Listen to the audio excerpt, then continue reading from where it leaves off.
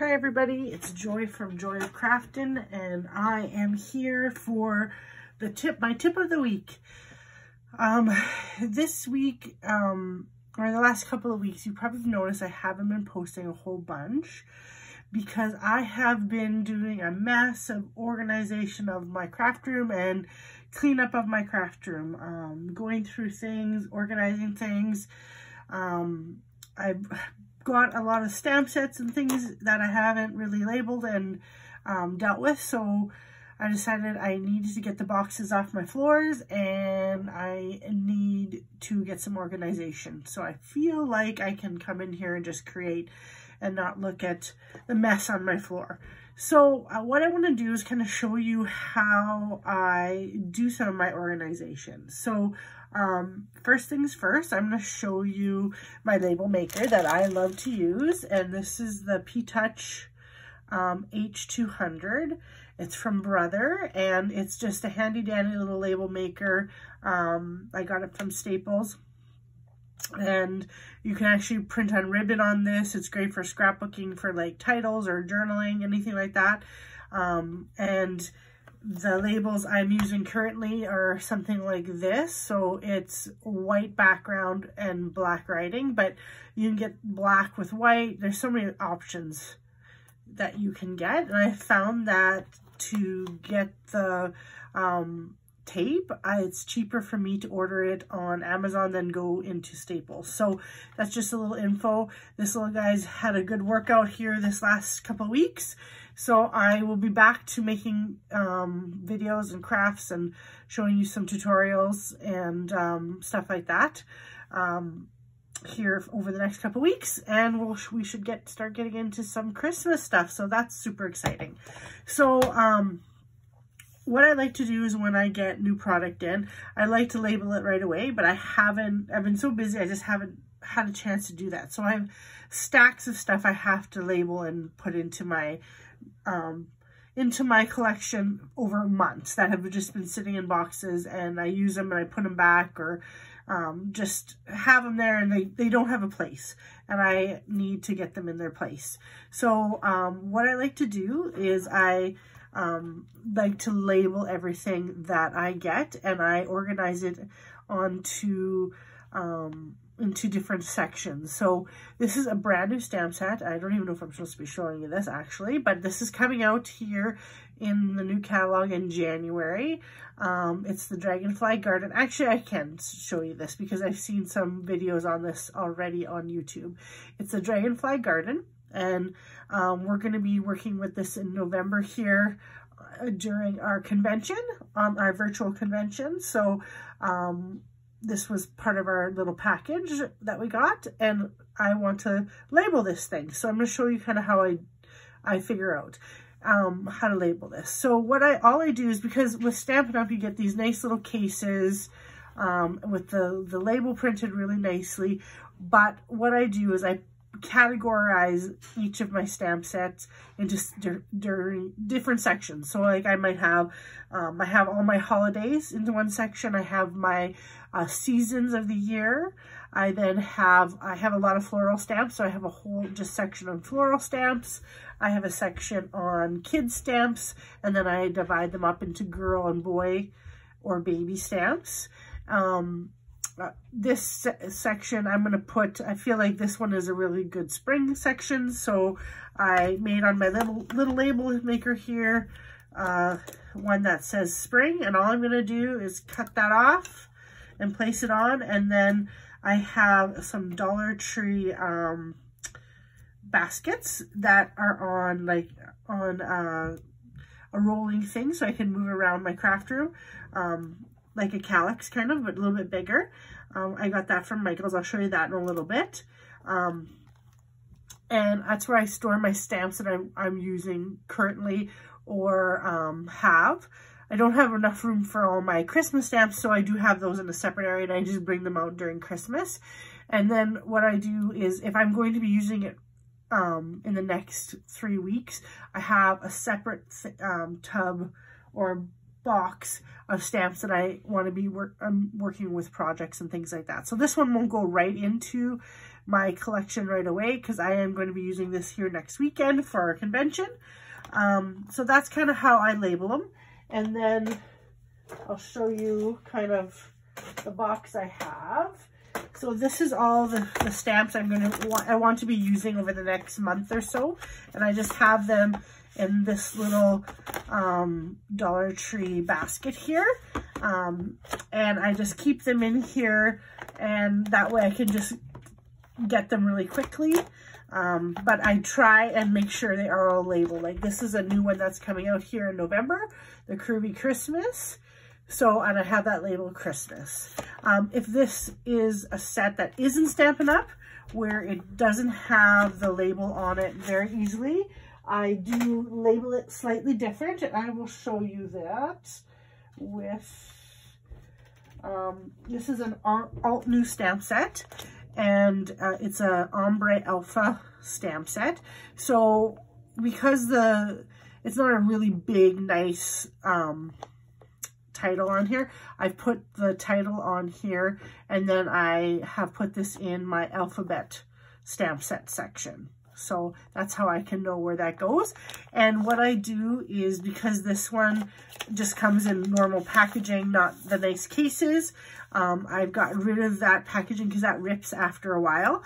And I'm using the Avery Elle stamp and die storage packages. And they come in large, extra large, and small. So these are the large ones here.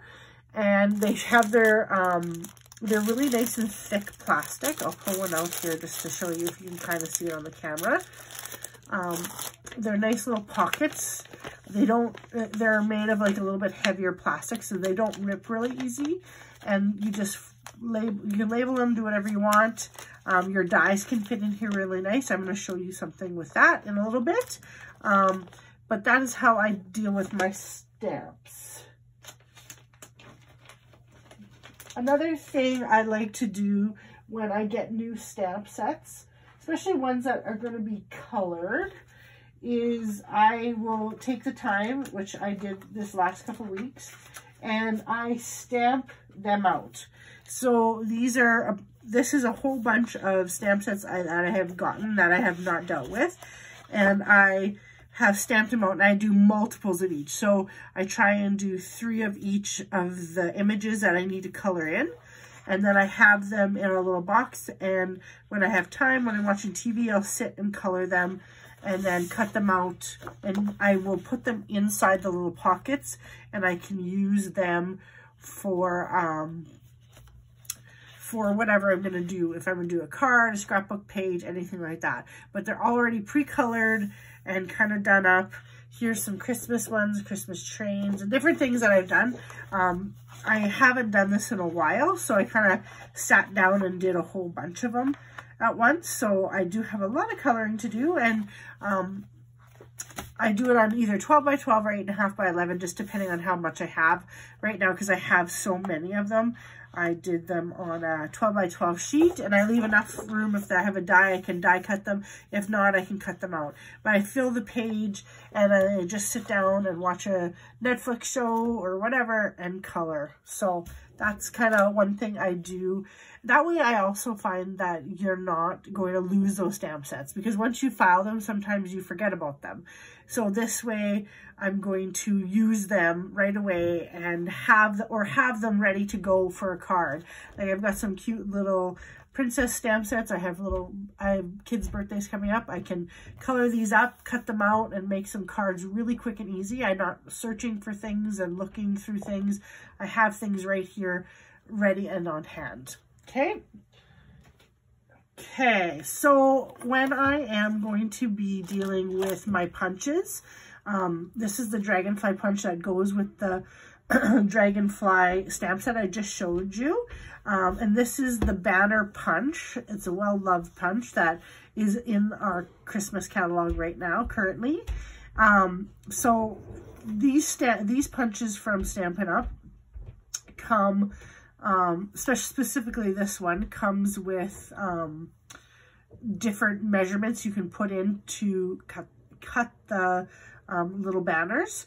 So what I've done is, and the nice thing is in the catalog, it shows you the sizes it will cut. So I've just made a little label. So I know that it'll cut a 1/2 inch, a 3/4, and an inch size in the banner punch easily. So when I pick it up, I know exactly what I need to cut for it to make this design. And then I also put banner on it, so I know which type it is.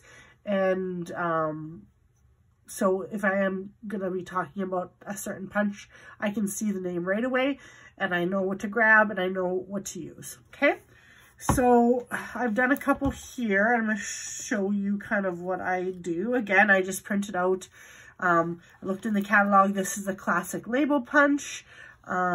So all I'm going to do, and I always try and put it in the front, because when in this area right here, and the reason I do that is because that's what's going to go into my my storage, and where I can just look right away and see it quickly. So again, all you do, cut them out and put them on. It's super easy, super simple. If you really wanted to get technical and start making yourself a catalog of products, you could cut out a piece and put it under your labels in your catalog and label it classic label punch and show what it looks like.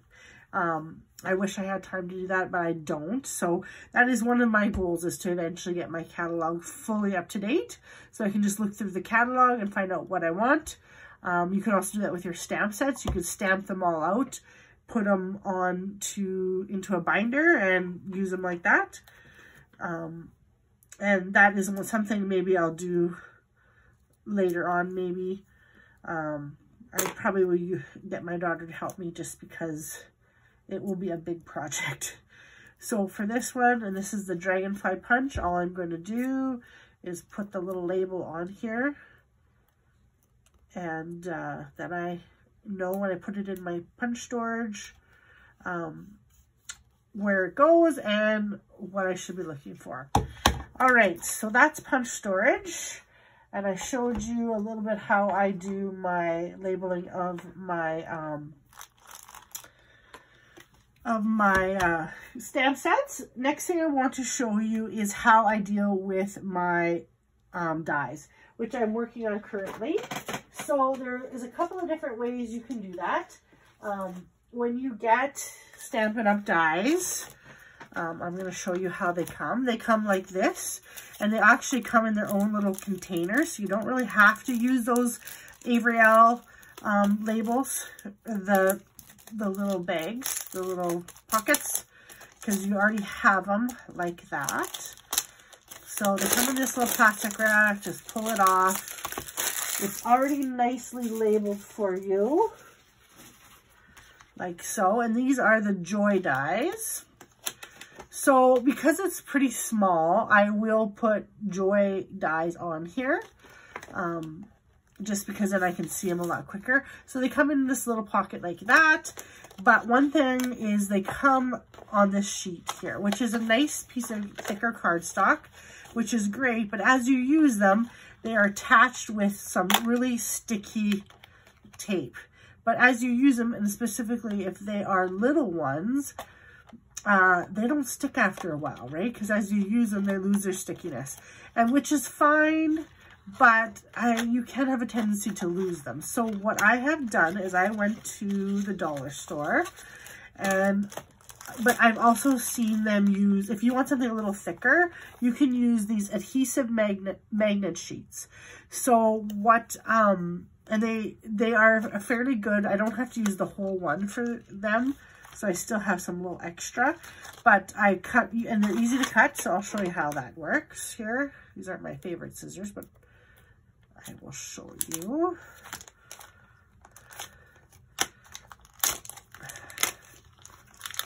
Okay, but I've also seen them done with, they are magnetic covers for your vents, and they're a little bit thicker. This is a little bit more bendable, which is okay, because what I do is I will cut it to the certain shape that this is, and then I attach it to this piece of cardstock.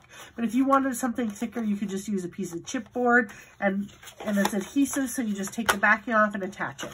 So I'll kind of show you with one that's done. Here is the layering circle and shapes dies. So this one has a lot of pieces, right? So it's really easy. If it was on that sticky stuff, it wouldn't stay very well.